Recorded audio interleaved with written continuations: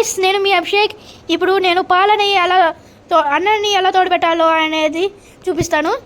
ఒక బౌల్లో అన్నం తీసుకోండి, ఇంకో బౌల్లో పాలు తీసుకోండి, ఇంకో బౌల్లో ఒక ఉల్లిపాయని చిన్నగా చిన్న పీసెస్గా కట్ చేసి పెట్టండి. ఇప్పుడు ఈ అన్నాన్ని తీసుకెళ్ళి ఈ పాలలో వేసేయండి ఫ్రెండ్స్.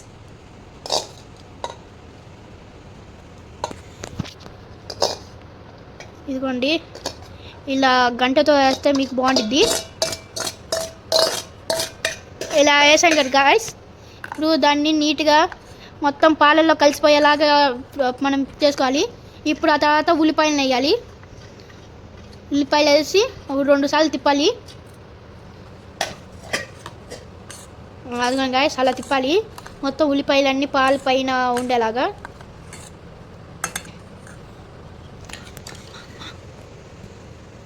ఆ తర్వాత పెరుగు వేయాలి కాస్త. 2.5 స్పూన్స్ పెరుగు మేము వేసుకున్నది.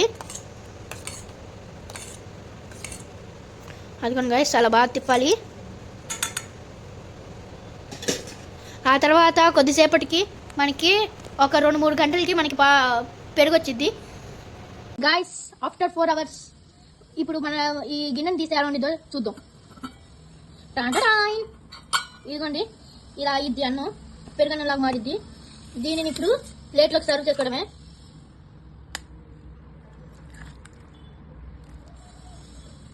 పొద్దున్నే ఇలా తింటే గాయ్స్ మనకి సల్ఫర్ అలాంటివి అందుతాయి. ఉల్లి చేసిన మేలు ఆ తల్లి కూడా చేయదు అనేసి మన పెద్దలు చెప్తారు కదా గాయ్స్. మన ఆనియన్లో సల్ఫర్ ఉండిద్ది, పెరుగులో కాల్షియం అవన్నీ ఉంటాయి. అది బ్రెయిన్ని బాగా షార్ప్ చేసిద్ది, అలాగే జుట్టు గ్రోత్ని కూడా పెంచిద్ది గాయ్స్. పొద్దున్నే ఇలా తింటే మనకి చాలా యూజెస్ ఉంటాయి. పొద్దున్నే మన బ్రెయిన్ కూడా కాస్త యాక్టివ్లో ఉండిద్ది. ఇది తింటే రోజంతా మనకి బ్రెయిన్లో శక్తి వెళ్ళిద్ది. ఇదిగోండి, ఇప్పుడు ఇది తీసుకెళ్ళి మా డాడీకి ఇస్తాను. తినేసి మా డాడీ ఎలా ఉందో చెప్తాడు. సూపర్.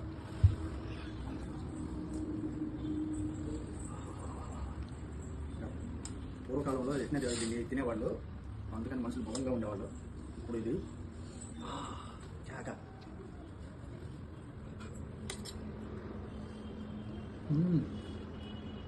దీంట్లో ఉల్లిపాయ మిరపకాయ నచ్చుకుంటే ఉండేది. సూపర్. రెగ్యులర్గా తినే ఉప్మా, ఇడ్లీ, పూరి, దోశ ఇలాంటి ఆయిల్ ఫుడ్ల కన్నా కూడా ఇది అనేది చాలా బెటర్, ఆరోగ్యకరం. జై పెరుగన్నం. మరిన్ని వీడియోస్ కోసం మా ఛానల్ని సబ్స్క్రైబ్ చేసుకోండి.